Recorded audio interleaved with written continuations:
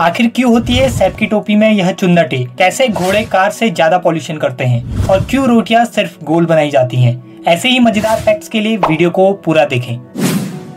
Hotels में आपने SAP को ये सफेद लंबी टोपी तो पहने देखा ही होगा। सैप की यह टोपी पहनने की परंपरा सन 1800 के शुरुआती दिनों में फ्रांस में शुरू हुई थी।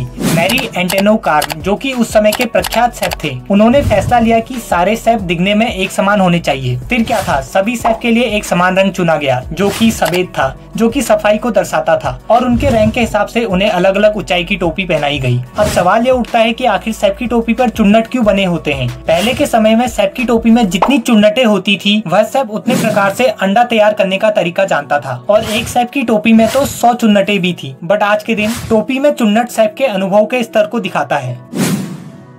भाई लोग, आपने सुना ही होगा कि खाने के लिए आदमी क्या कुछ नहीं करता, और ऐसा ही कुछ कोरिया में जहां एक लड़का 98 लाख का केला खा गया। यह घटना है सियोल में स्थित एक आर्ट म्यूजियम की, जहां दीवार पर काले टेप से एक केला लगाया गया था, जो कि एक प्रसिद्ध कलाकार मॉरिजियो कैटेलन की कलाकृति का हिस्सा था। बट एक स्टूडेंट जो वहाँ घूमने आया था, उसे भूख लगी तो उसने वह केला निकाला और खा गया और छिलका वापस चिपका दिया, और इस केले की कीमत 12,000 अमेरिकी डॉलर यानी कि 98 लाख से भी ज्यादा थी। यह तस्वीर किस चीज की है, क्या आप बता सकते हैं? आप कहेंगे लहरें, बट नहीं मेरे दोस्तों, यह तस्वीर बादलों की है, जो कि समुद्र के लहरों जैसे दिख रहे हैं। यह फोटो ली गई है अमेरिका के वायोमिंग में, और यह फोटो सोशल मीडिया पर काफी वायरल हो रही है। यह ना कोई त्योहार है, ना कोई कंपटीशन, बल्कि यह सब फिलीपींस में कॉलेज के बच्चे हैं जो कि एग्जाम दे रहे हैं। और आप कहोगे इन्होंने ऐसा भेष क्यों बनाया है? तो बता दूं, यह सब एंटी चीटिंग कैप व मास्क पहने हुए हैं, जो कि इन्होंने रिसाइकिल्ड चीजों से बनाया है। दोस्तों, कभी आपने रोटी खाते वक्त सोचा होगा कि रोटी आखिर गोल ही क्यों होती है?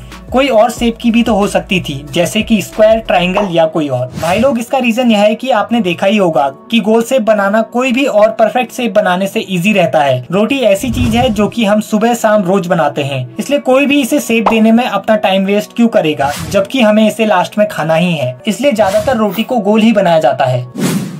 ग्रेट वॉल ऑफ चाइना कितनी मजबूत और ग्रेट है आपको पता ही होगा, बट इसे ग्रेट बनाने के पीछे की वजह सुन के आप भी हैरान हो जाओगे। इस चीनी दीवार को कई हजार साल हो चुके हैं, और यह दीवार जस की तस है। बट इसे बनाने में जो मोटार यूज किया गया है वह और कुछ नहीं बल्कि चावल है। उस समय पर सीमेंट जैसी चीज मिलती नहीं थी, इसलिए चीनी लोगों ने पाउडर चूना पत्थर और चिपचिपे चावल के सूप का मिश्रण इस दीवार में मोटार की तरह प्रयोग किया। आपने कभी सोचा था कि जो चावल हम खाते हैं वो इतनी मजबूत भी हो सकती है?